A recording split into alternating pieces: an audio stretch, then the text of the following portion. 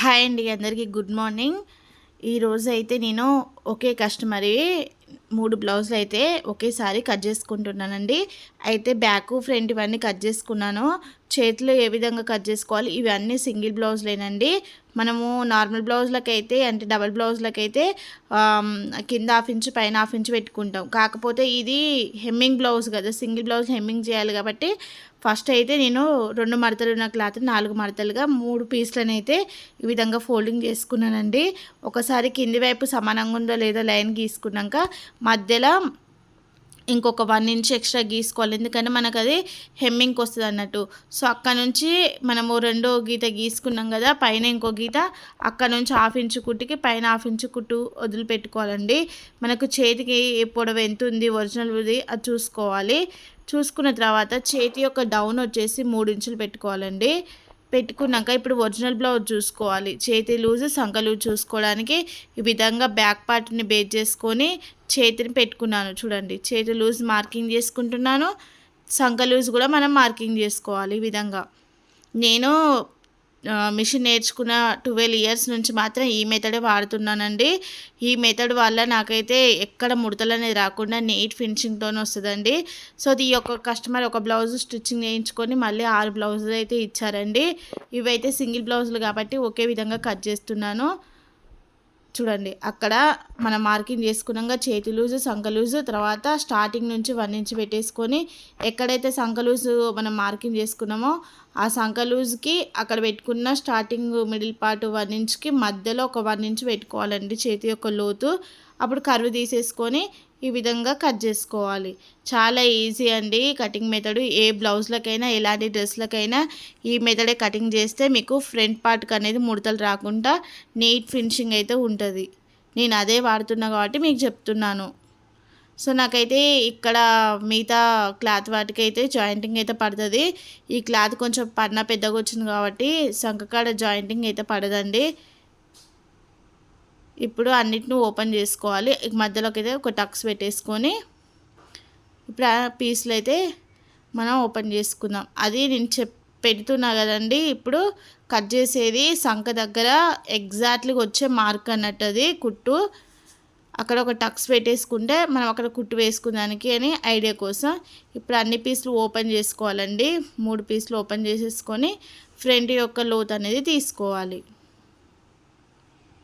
ఇలా 1 inch exactly 1 inch పెట్టుకోండి. ముడతలు అనేది అస్సలు రాదు, పట్టేసినట్టు కూర్చుంటుంది మంచిగా. ఇలా నీట్గా కర్వ్ తీసేసి ఒక టక్స్ పెట్టేసుకుంటే ఫ్రంట్ పార్ట్ అనే ఐడియా మనకి. ఇంతేనండి చేతి కటింగ్ అయితే. ఈ మెథడ్ అయితే మీరు కూడా యూజ్ చేయండి. సో నెక్స్ట్ అయితే నేను కొన్ని బ్లౌజులు కుట్టాను, చూపిస్తా చూడండి. ఒక్కొక్క బ్లౌజు ఏ విధంగా పైపింగ్ వేసుకున్నానో, వైట్ దానికి బ్లాక్ పైపింగ్ వేసుకున్నానండి. వాళ్ళు ఏం చెప్పరు నాకు ఈ పైపింగ్ వేయండి ఆ పైపింగ్ వేయండి అని, నాకే చాయిస్ వదిలిపెడతారండి. ప్రతి ఒక్క బ్లౌజు ఏ విధంగా కుట్టాలనేసి నాకే చెప్తారు. ఇక నేను దాన్ని బట్టి పైపింగ్ అయితే వేస్తాను. కొద్దిగా ఏజ్ ఉన్న వాళ్ళకైతే రౌండ్ నెక్ పెడతానండి. ఇక కొంచెం మిడిల్ ఏజ్ ఉన్న వాళ్ళకి నార్మల్గా స్క్వేర్ స్టార్ నెక్ పెడతాను. కొంచెం ఎంగేజ్ ఉన్న వాళ్ళకైతే కొంచెం ఈ విధంగా potli buttons, pot neck, drop neck ఈ విధంగా అయితే పెడతాను. అంటే మళ్ళీ వాళ్ళని ఒకసారి కన్ఫర్మేషన్ చేసుకున్న తర్వాతనే మళ్ళీ నేను కుడతానండి. ఈ విధంగా అన్ని బ్లౌజులు కుట్టేసి పెట్టాను. ఇంకా కస్టమర్స్ ఎవరు రాలేదు తీసుకెళ్ళడానికి. కొన్ని బ్లౌజులు అయితే కట్ చేసి పెట్టుకున్నాను, అవి కూడా స్టిచ్చింగ్ చేయాలి. సో ఇదన్నమాట. ఇవి 4 కస్టమర్స్ అండి అవన్నీ బ్లౌజులు. ఇక్కడ ఒక కస్టమర్ది బ్లౌజ్ స్టిచ్చింగ్ చేశాను. చూడండి, బ్యాక్ అయితే ఈ విధంగా గవ్వ టైప్ ఇచ్చేసి నా దగ్గర కొన్ని హ్యాంగింగ్స్ ఉంటే ఇవైతే కుట్టానండి. బ్యాక్ వచ్చేసి మనకి కింది వైపు డ్రాప్ నెక్ వచ్చింది, పైన పోట్లీ బటన్స్ వచ్చాయి. మొత్తం టోటల్ పైపింగ్ లోడింగ్ అండి. ఎక్కడైనా సరే పైపింగ్ అనేది బయటికి కనిపించదు. అలాగే పోట్లీ బటన్స్ కూడా లోపల లోడింగే చేశాను. పోట్లీ బటన్స్ కూడా ఉక్స్ పట్టికి పెట్టాను కాబట్టి అవి కూడా మనకి బయటికి ఏమాత్రం కనిపించవండి. ఈ బ్లౌజ్ యొక్క కటింగ్ అయితే నేను ప్రీవియస్ వీడియోలో అప్లోడ్ చేశాను, ఒకసారి మీరు చూసినట్లయితే. బ్యాక్ అయితే ఈ విధంగా పై ఉన్న ఉక్స్, కింద డ్రాప్, హ్యాంగింగ్స్ కూడా కిందకి వచ్చాయి. చేతులకు పైపింగ్ చిన్న చేతులు పెట్టాను. ఫ్రంట్ బోట్ నెక్ ఈ విధంగా కుట్టానండి.